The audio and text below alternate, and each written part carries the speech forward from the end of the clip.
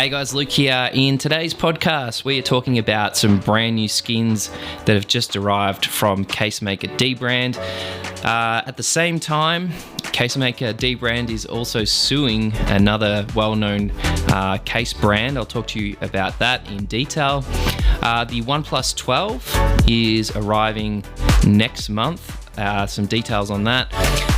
And also, guys, Samsung has just announced their rollout of the One UI 6.0 for all of their other devices. So if you happen to have an older S22, S21, or an A model, or maybe one of the Samsung tabs, Samsung has just announced when you will receive that update. And they also happen to have a really good update to their Expert RAW application.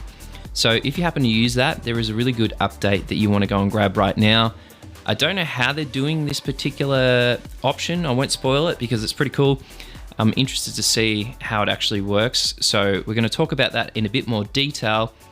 But first, let's talk about dBrand and some of their new skins. Let's jump in. All right, guys, let's talk about these awesome new skins from dBrand. So they're called XRays, and essentially they're using a special piece of technology that Xrays each device, and then you apply that as a skin to your phone or to your laptop. They look very, very cool. They are in a similar vein to their other products where you can see the internal components. I'm just looking on the dBrand website. It's just saying this isn't your doctor's X-ray. Each scan was performed with a metrology lab with one-of-a-kind imaging hardware originally developed for space exploration. It's literally rocket science. So yeah, there's actually two different variations of it, and when you buy the skin set, you get both. So one is kind of more like a lighter shade of X-ray, and the other one is a darker shade. Personally, I quite like the darker shade. I think it looks really good. And yeah, you can essentially get it for your iPhone, your Pixel, your Switch, your iPad, everything else that dBrand would typically do. So they've announced these today, and at the same time on Twitter, if you follow dBrand on Twitter, they've just announced that they're going to sue Casetify. It's pretty funny, actually. So yeah, basically dBrand was the first ones to come out with their skins that, like I mentioned, show the internal components of the smartphone or a laptop. And quite cleverly, they actually baked in a number of little hidden Easter eggs. So what I'm seeing here on Twitter is right next to the recycle and the logo of what you would do with your battery, there's a little in signature there, and it's a catchphrase from Jerry Rig Everything, and it just says glass is glass and glass breaks. And guess what? Casetify has got the exact same thing. Yeah, so definitely a clear ripoff of their product. And like when you look at them side by side, you can see that they are slightly different. Like, you know, there's a few things in different spots which they've clearly just like photoshopped or something like that. But yeah, I mean, the little Easter eggs that they baked in are obviously a smart move on their behalf, because in this particular scenario, if somebody rips them off, and they rip them off to this level, they've got legs to stand on to sue them. So yeah, it's pretty interesting. I mean, I don't know why Casetify, like, just come up with your own ideas. Why steal something that somebody else is doing? There's so many different types of skins that you can go out and make. So yeah, a little bit of a letdown. I actually quite like Casetify products. I think they're really good. Obviously dBrand leads the way with skins, but yeah, it's just very interesting to see. I'll leave the link to Twitter. It's just it's just a blatant ripoff.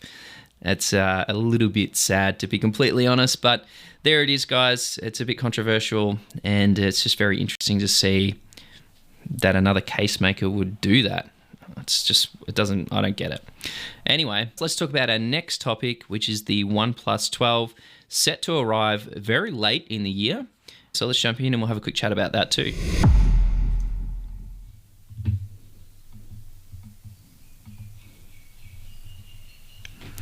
All right, guys. So I'm looking at an article over on gsmarena.com, and it's just talking about the OnePlus 12. What's interesting is it's actually set to come out at the very end of the year on December 4th. That's in the Chinese market.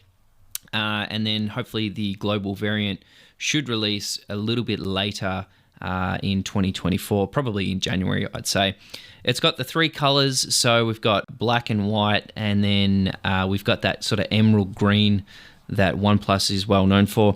If you've seen the OnePlus Open, there's 2 color variations of that. There's the pleather, which is like basically looks like leather, but it's plastic. And then there's that emerald green, which is a really nice color, actually. Big fan of it. I've got the iPhone 13 in that green color, and I love it. So hopefully it should be pretty similar to what we see on the OnePlus Open. Now, I was looking at a second article over on GSM Arena as well. They're both linked together. And the leaks are sort of saying that it looks, looking at it, it looks very, very similar to the OnePlus 11, which is not a bad thing. I quite liked the previous OnePlus 11. I thought it was a really nice looking smartphone. It doesn't give us a lot of detail. Just, again, it's all speculation. So apparently we've got a 6.82-inch LTPO panel. It's got 2600 nits of brightness, so that's very, very bright. That would probably line up, actually, because the OnePlus Open, from memory, it was 2800, might have been 2600 peak brightness. We've got a triple camera array on the back. We've got a 48 megapixel dual layer sensor by Sony. We've got a 3x telephoto, and then a 64 megapixel OmniVision and a 48 megapixel ultra wide shooter. It's set to come with the new Snapdragon 8 Gen 3, which is really, really good. I'm pretty pumped to see a lot of these mainstream phone manufacturers include the Gen 3. There are some Chinese ones that have already come out, and like the benchmarks are very impressive. Here's my thoughts. I reckon OnePlus will do a really good job with it, and we'll see a massive bump in battery life compared to the previous version. It's also saying that we're going to see 100-watt wired charging. That's insane.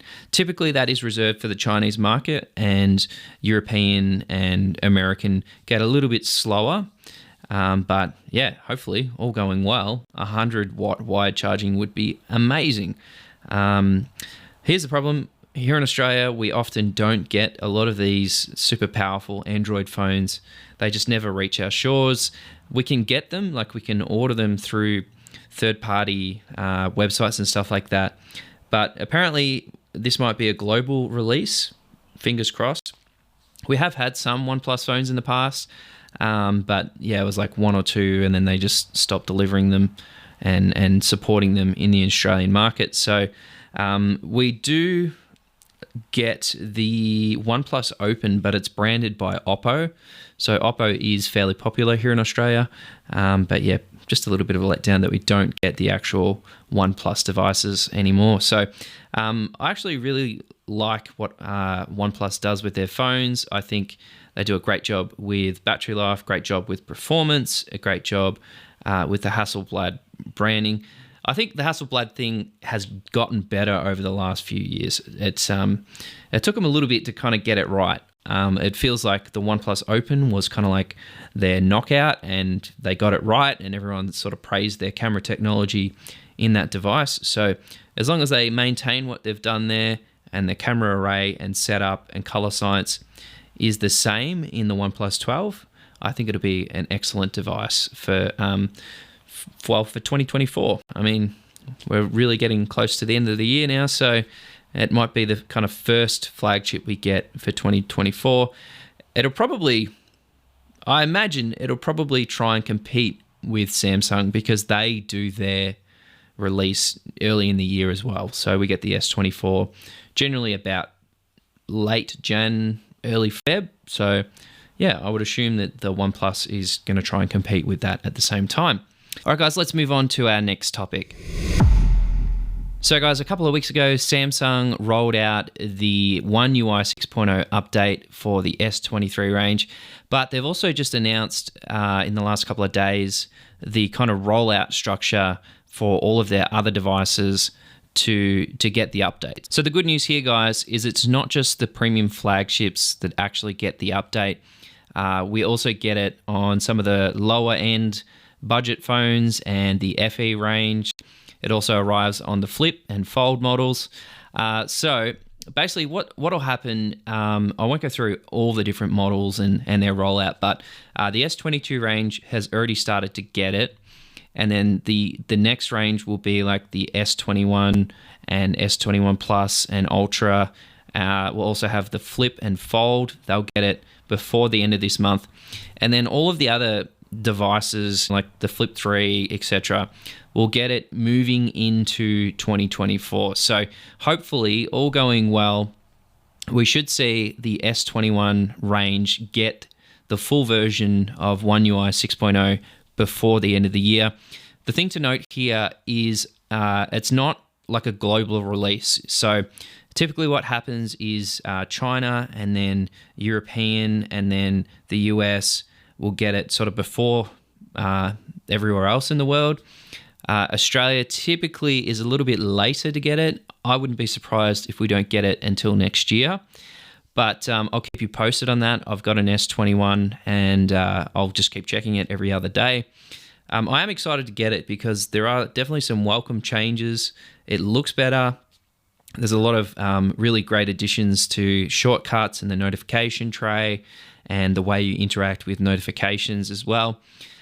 So yeah, all going well. Most of the last couple of years of the S range and some of the A range and some of the tabs will get the update, and then the remaining list of Samsung devices should get it moving into January. And I'm assuming that kind of more of the cheaper A range, so like A23, A24, they'll probably get it late January. That's kind of my prediction there. So pretty exciting though. I love that Samsung has definitely upped their game when it comes to rolling out updates. It's always been something that they weren't always great at, but in the last sort of 2 years, they've definitely led the way.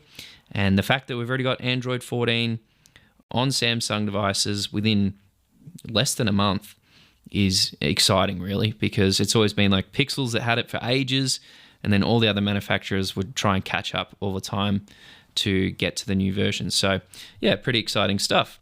All right, guys, let's move on to our final topic, which is an update to the Expert RAW app from Samsung.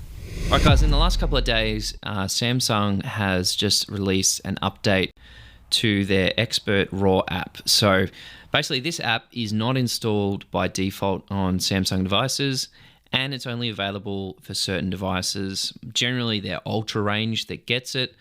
What you need to do is you need to download the Expert RAW app directly from the Samsung App Store, and it kind of like unlocks a number of really cool features that you don't get with the standard camera app on your Samsung phone. You get things like astrophotography, and there's a lot more professional customization that you can do with the app. It's actually quite cool. I've used it a couple of times. Now, what they've just released in the last couple of days, actually might have just been today, is a new option for a ND filter.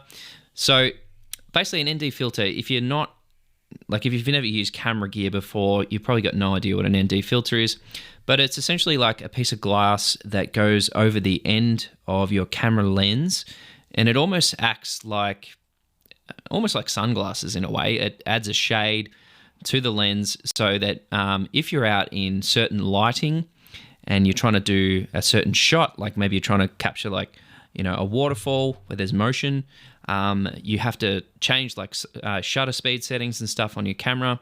And by doing that, it can let in a lot of light and can actually ruin the picture that you're taking.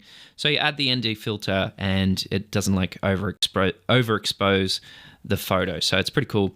So built into the Expert RAW app is the ability to add an ND filter. So I don't know exactly how it works, but yeah, what you would do is you download the app, you can go into the settings and you can enable the ND filter.